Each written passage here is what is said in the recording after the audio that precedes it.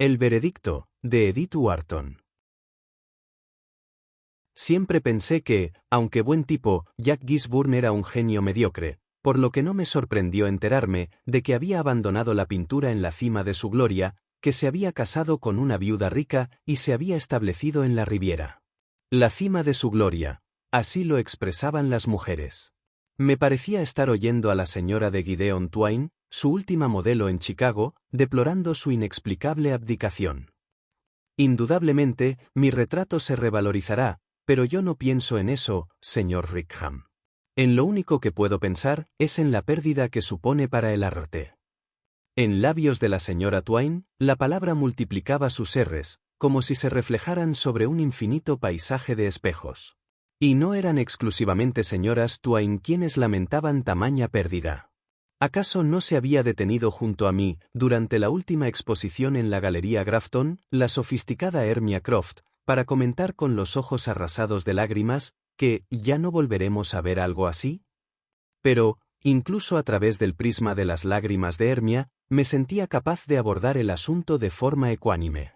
Pobre Jack Gisborne, las mujeres lo habían creado, era natural que le llorasen. Entre los de su propio sexo, se escucharon escasos lamentos, y entre sus compañeros de profesión, apenas un murmullo. ¿Celos profesionales? Tal vez. Por si acaso, el honor corporativo fue convenientemente defendido, por el enjuto Claude Nutley, que, con su mejor voluntad, escribió en el Burlington un bonito obituario sobre Jack, uno de esos artículos rimbombantes, saturado de arbitrarios tecnicismos que también he escuchado, no diré a quién, en relación a la pintura de Gisborne. Así pues, como su veredicto parecía incontestable, la polémica fue languideciendo gradualmente, y tal como había vaticinado la señora Twain, se disparó el precio de los Gisborne. No fue hasta 3 años después, en el transcurso de unas semanas de vacaciones en la Riviera, cuando de repente se me ocurrió preguntarme por qué habría abandonado Gisborne la pintura. Bien pensado, era un enigma inquietante. Lo más fácil habría sido culpar a su esposa, pero ni siquiera ese consuelo les quedó a sus clientas. No pudieron afirmar que la señora Gisborne lo hubiese retirado, pues la señora Gisborne como tal no existió hasta casi un año después de que Jack hubiese tomado su decisión. A él le gustaba vivir con comodidad, por lo que era bastante posible que se hubiese casado porque no quería seguir pintando.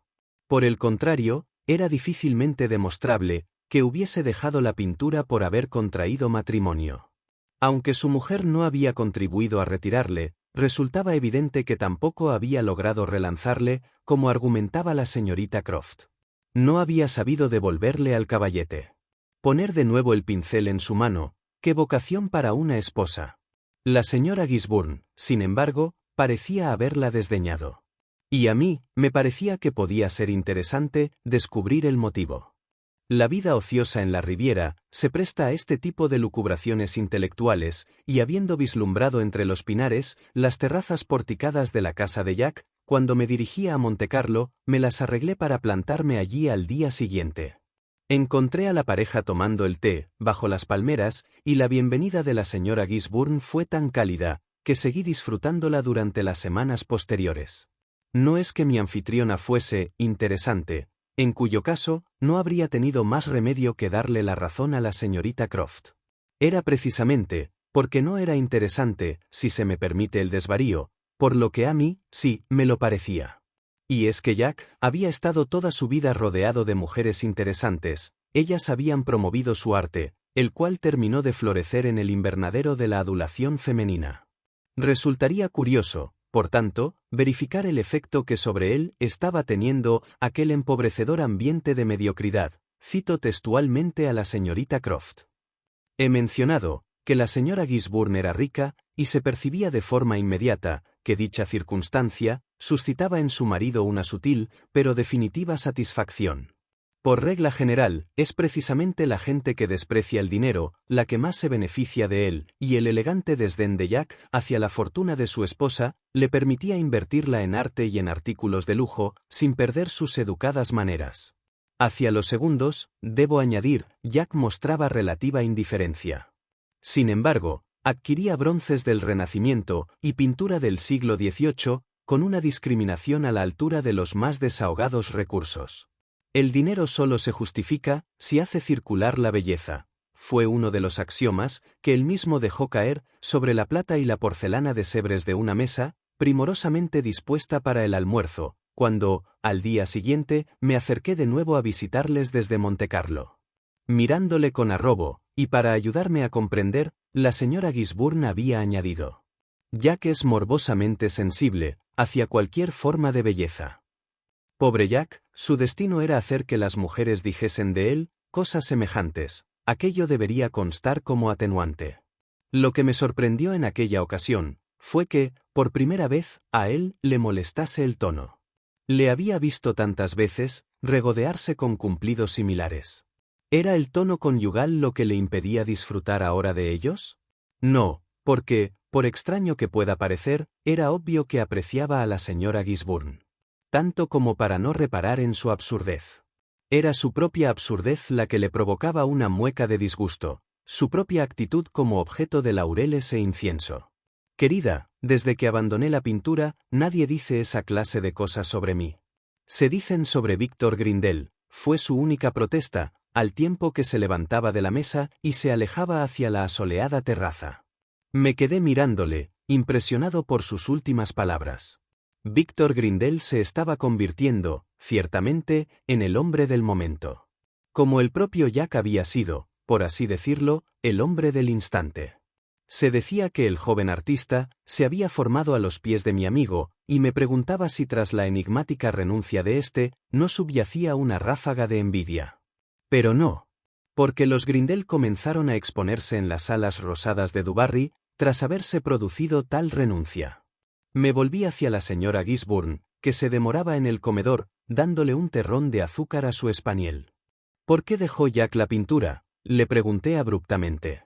Ella alzó las cejas, con un atisbo de desenfadada sorpresa. Oh, ahora no tiene por qué hacerlo, ya sabes, y quiero que disfrute de su tiempo. Se limitó a contestar.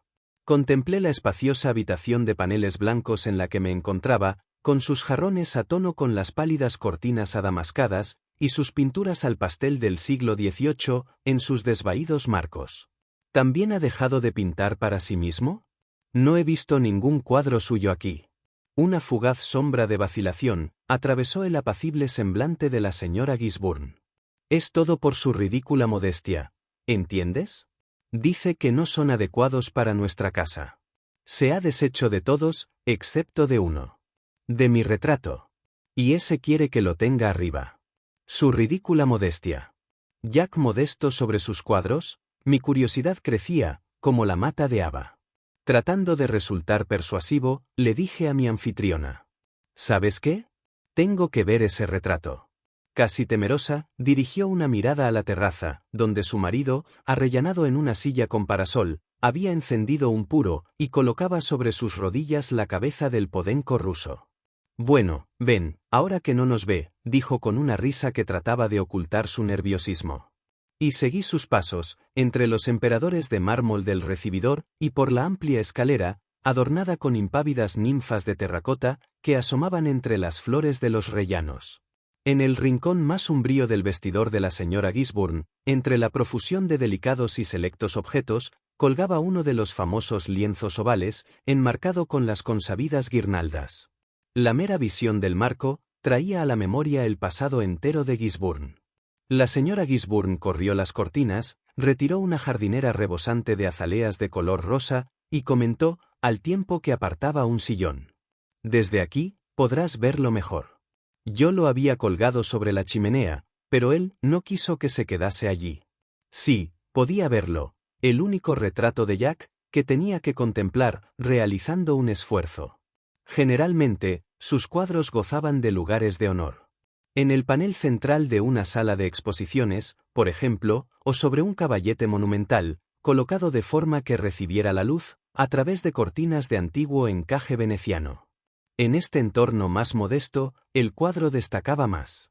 Pese a ello, a medida que mis ojos se habituaban a la media luz, se iban revelando los familiares rasgos, Las vacilaciones disfrazadas de audacia, los trucos de prestidigitación, mediante los cuales, y con ayuda de consumada técnica, se las ingeniaba el artista para desviar la atención de lo principal, y centrarla en algún bonito detalle irrelevante.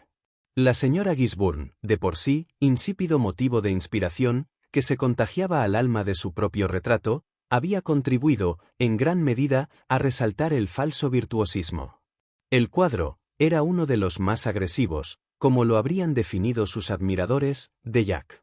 En él, se apreciaban músculos prominentes, venas congestionadas y un equilibrio vacilante e impostado, que recordaba los histriónicos esfuerzos con que los payasos de circo fingen levantar una pluma. En síntesis, el cuadro cumplía las expectativas de la mujer bella que, harta de parecer delicada, aspira a ser retratada de forma agresiva, pero que, al mismo tiempo, no desea perder un átomo de dicha delicadeza. «Es el último que pintó, ¿sabes?», dijo la señora Gisburn, con comprensible orgullo. «El penúltimo», rectificó, «pero ese otro no cuenta, porque lo destruyó». «¿Lo destruyó?». Me disponía a insistir en ello, cuando escuché unos pasos y vi al propio Jack en el umbral. Allí de pie, con las manos en los bolsillos de su batín de terciopelo, y el fino cabello castaño peinado hacia atrás, despejado de la pálida frente, con las bronceadas mejillas fruncidas por la sonrisa, que le curvaba las puntas de su espléndido bigote, percibí hasta qué punto se beneficiaba él de la misma cualidad de sus cuadros, la de parecer más listo de lo que era. Su mujer le miró en actitud afligida, pero los ojos de Gisburn la ignoraron, para posarse sobre el retrato. «El señor Rickham deseaba verlo», empezó a decir ella, tratando de disculparse. Él se encogió de hombros, sin dejar de sonreír. «Oh, Rickham me descubrió hace tiempo», dijo con ligereza. Seguidamente, añadió cogiéndome del brazo, «ven a ver el resto de la casa». Me la fue mostrando, con una especie de complacencia infantil de clase media, cuartos de baño, intercomunicadores, vestidores, prensas para pantalón. Todas las complejas simplificaciones domésticas de los millonarios. Y cada vez que yo pagaba el esperado tributo de mi admiración, respondía él, sacando un poco el pecho. «Sí, verdaderamente, no entiendo cómo se las arregla la gente, para vivir sin todo esto». Al fin y al cabo, este era el final que cualquiera habría previsto para Gisburn. La cuestión era que, para bien y para mal, el tipo seguía siendo el que fue, por y a pesar de sus cuadros. Tan atractivo, tan encantador, tan irresistible, que a uno le entraban ganas de suplicarle, «no te resignes a esta vida ociosa», de la misma forma que en el pasado a uno le habían entrado ganas de suplicarle, «no te resignes a un trabajo como este». Pero, justo cuando la súplica se esbozaba en mis labios, mi diagnóstico experimentó un brusco retroceso. «Esta es mi guarida particular», dijo, conduciéndome tras la deslumbradora gira hasta una habitación anodina y oscura. Era cuadrada, marrón y tapizada en piel, sin piezas, sin antiguallas, sin nada que revelase un ambiente de posado, previo a su plasmación en un cuadro, y sobre todo, sin el menor atisbo de haber sido jamás utilizada como estudio. Este hecho me confirmó la definitiva ruptura de Jack con su vida anterior. «¿Alguna vez pintas algo?», le pregunté, buscando todavía en torno a mí algún indicio de dicha actividad. «Jamás». «¿Ni siquiera acuarelas o aguafuertes?». Sus ojos apacibles se entrecerraron, y sus mejillas palidecieron un poco, bajo el bonito bronceado. «Nunca pienso en ello, querido amigo. Es como si no hubiese cogido un pincel en toda mi vida». Por el tono en que lo dijo, adiviné enseguida que en realidad no pensaba en otra cosa. Me aparté por instinto, incómodo por aquel insospechado descubrimiento. Al volverme, reparé en un cuadro pequeño, colgado sobre la chimenea. El único objeto que rompía el monótono revestimiento en roble de la habitación. «¡Santo Dios!», exclamé. Se trataba del boceto de un burro viejo y cansado, de pie junto a un muro bajo la lluvia. «¡Santo Dios!», repetí. «Es un Stroud». Él guardó silencio, pero podía sentirle pegado a mi espalda, con la respiración algo agitada. «¡Qué maravilla! Apenas 12 trazos, pero sobre cimientos recios. Eres afortunado, amigo. ¿Dónde lo conseguiste?». «Me lo regaló la señora Stroud». «Ah, no tenía ni idea de que conocieras a los Stroud». Él era un ermitaño incorregible. No los conocía hasta que ella me buscó, para que le pintara tras su muerte. ¿Tras su muerte? Mi sorpresa debió de traslucir un asombro excesivo, porque Jack reaccionó con una risa embarazosa. Sí, bueno, ya sabes. Ella, la señora Stroud, es de lo más simple. Su única obsesión era que lo retratase un pintor de moda, pobre Stroud. Creía que era el único modo de proclamar su grandeza, de metérsela por los ojos a un público miope. Y en aquel momento, yo era el pintor de moda. Pobre Stroud, como tú dices. ¿Esa fue su historia? Esa fue su historia. Ella creía en él, se vanagloriaba de él, o eso creía. Pero no soportaba no controlar todas las salas de exposiciones. No soportaba que alguien pudiese acercarse demasiado, para ver sus cuadros durante los días de barnizado. Pobre mujer. Solo es un fragmento, en busca de más fragmentos. Stroud fue la única persona completa en sí misma que he conocido. ¿Qué has conocido? Pero acabas de decir. En la mirada de Gisborne había un júbilo enigmático.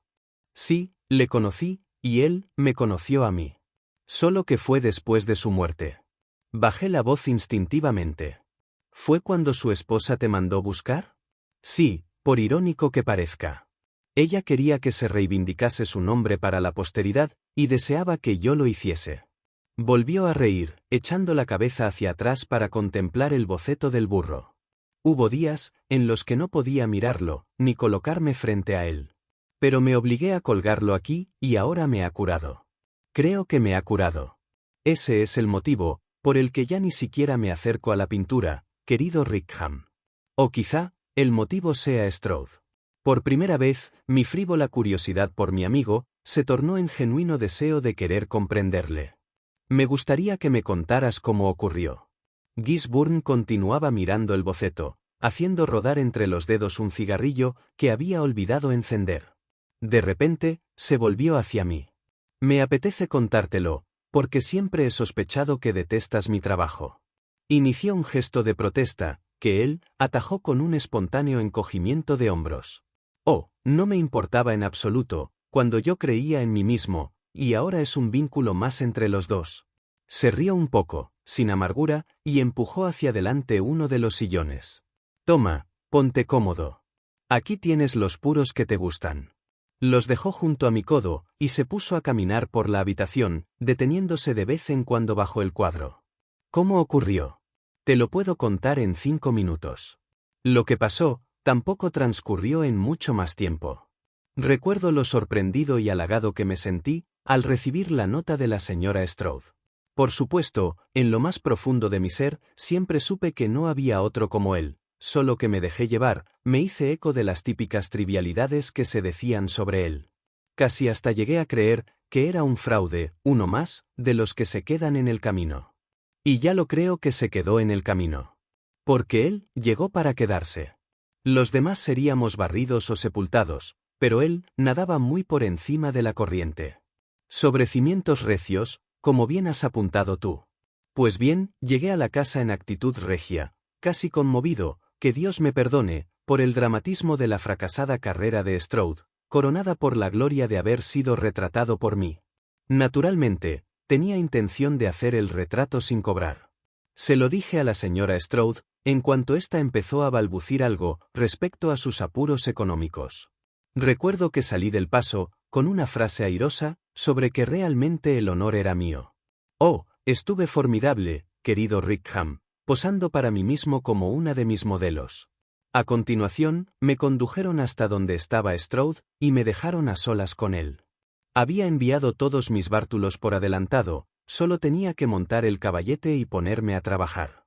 Llevaba solo 24 horas muerto, y había fallecido de repente, de enfermedad coronaria, por lo que no había habido actividad destructiva previa. Su rostro estaba despejado e intacto. Le había visto una o dos veces antes, hacía años, y me había parecido insignificante y gris. En cambio, en ese momento, me pareció soberbio. En un principio, me alegré por mera complacencia estética. Me satisfacía poner mi mano sobre semejante motivo. Pero más tarde, la extraña impresión de que parecía estar vivo, empezó a afectarme de manera inquietante. Cuando esbozaba su cabeza, sentía que él observaba cómo lo hacía. Por si aquella sensación no fuese suficiente, se me ocurrió preguntarme, ¿qué diría de mi forma de trabajar si verdaderamente estuviese mirándome? Mis trazos se tornaron imprecisos, me sentía nervioso e inseguro. Cierta vez, al alzar la mirada, me pareció detectar una sonrisa bajo su barbacana, como si él estuviera en posesión del secreto y me lo estuviera ocultando. Esto aún me exasperó más. ¿El secreto? Por Dios, yo tenía un secreto que valía más que 20 de los suyos. Me apliqué al lienzo con furia e intenté poner en práctica algunos de mis atrevidos subterfugios. Pero me fallaron, se me desmoronaron. Observé que él no les daba importancia a mis minucias exhibicionistas, que no conseguía desviar su atención, sino que mantenía la mirada fija en los arduos entresijos. Eran esos, precisamente, los que yo siempre había logrado esquivar o cubrir con algo de pintura engañosa. ¿Cómo logró ver Stroud? A través de mis engaños. Alcé de nuevo la vista y reparé en el boceto del burro, que colgaba de una pared junto a su cama. Luego, su esposa me contó que era lo último que había hecho, un simple apunte, realizado con mano temblorosa mientras estuvo en Devonshire, convaleciente de un ataque cardíaco anterior. Un simple apunte. Sin embargo, revela toda su trayectoria. Hay años de paciente e implacable perseverancia en cada línea. Alguien que nada con la corriente, jamás habría aprendido ese prodigioso trazo a contracorriente. Volví a mi tarea, seguí probando y buscando. Entonces, miré de nuevo al burro, y me di cuenta de que, a la primera pincelada, Stroud ya sabía cuál iba a ser el final. Había poseído a su modelo, lo había absorbido y recreado. ¿Cuándo había hecho yo eso mismo con mis obras? Mis creaciones no habían nacido de mí. Las había adoptado, ni más ni menos. Imagínate, Rickham, no era capaz de dar la siguiente pincelada con aquel rostro mirándome. La pura verdad era que no sabía hacia dónde dirigirla. Nunca lo había sabido. Entre mis clientas y mi público, una intrépida mancha de color bastaba para disimular dicha realidad. Me limitaba a aplicar pintura a sus rostros. Pues resulta que aquellos ojos muertos sabían mirar precisamente a través de esa pintura. Y veían hasta los más frágiles cimientos. ¿Sabes cuando uno habla en un idioma extranjero, y aunque lo haga con fluidez, la mitad de las veces no es capaz de comunicar lo que quiere decir, sino solo lo que puede?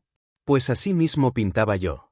Y mientras él yacía allí mirándome, eso que todos denominaban mi técnica, se me vino abajo como un castillo de naipes. Entiéndeme, no es que él me pusiese cara de desprecio, pobre Stroud. Solo estaba allí, observando en silencio, pero de sus labios, a través de la barba gris, me pareció escuchar la pregunta: ¿estás seguro de saber a dónde quieres ir a parar? Si hubiese sido capaz de pintar aquel rostro, con la pregunta reflejada en él, habría realizado algo grandioso. Sin embargo, igualmente grandioso, fue percatarme de que no era capaz de hacerlo. Me fue concedida esa última gracia. Pero, ay, Rickham, en ese momento, ¿qué no habría dado yo por tener a Stroud vivo delante de mí y escucharle decir: no es demasiado tarde, yo te enseñaré cómo lograrlo? Era demasiado tarde.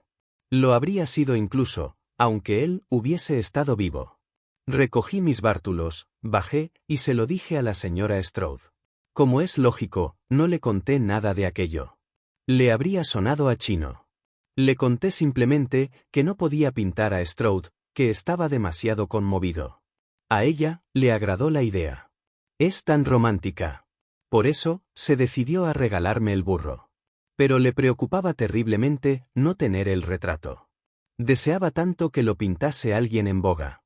Al principio, me temí que no conseguiría librarme, y tan agobiado estaba, que le sugerí a Grindel. Sí, yo fui el que lanzó a Grindle. Le dije a la señora Stroud que él era un talento en alza. Ella se lo dijo a otra persona, y así es como llegó a ser verdad.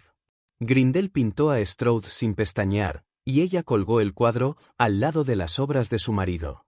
Gisburn se desplomó en el sillón que estaba junto al mío, echó hacia atrás la cabeza, y enlazando los brazos tras ella, contempló el cuadro que estaba sobre la chimenea. Me gusta imaginar que, si aquel día hubiese podido decir lo que pensaba, Stroud me lo habría encomendado a mí. Y en respuesta a mi casi obligada pregunta sobre si empezaría de nuevo, se apresuró a contestar. ¿Empezar de nuevo? Ahora, que lo único que me asemeja remotamente a él es haber tenido la lucidez de claudicar. Se puso en pie y apoyó su mano en mi hombro riendo. Lo más irónico de todo esto es que todavía sigo pintando. Porque Grindel lo hace por mí. Los Strauss son excepcionales, y ocurren solo una vez. Pero no hay forma de exterminar a artistas como nosotros. Fin. Gracias por ver este vídeo. Por favor, no olvides suscribirte, darle a me gusta, compartirlo y dejar un comentario. Si te ha gustado este relato, puedes encontrar más en nuestro canal Homo Lector.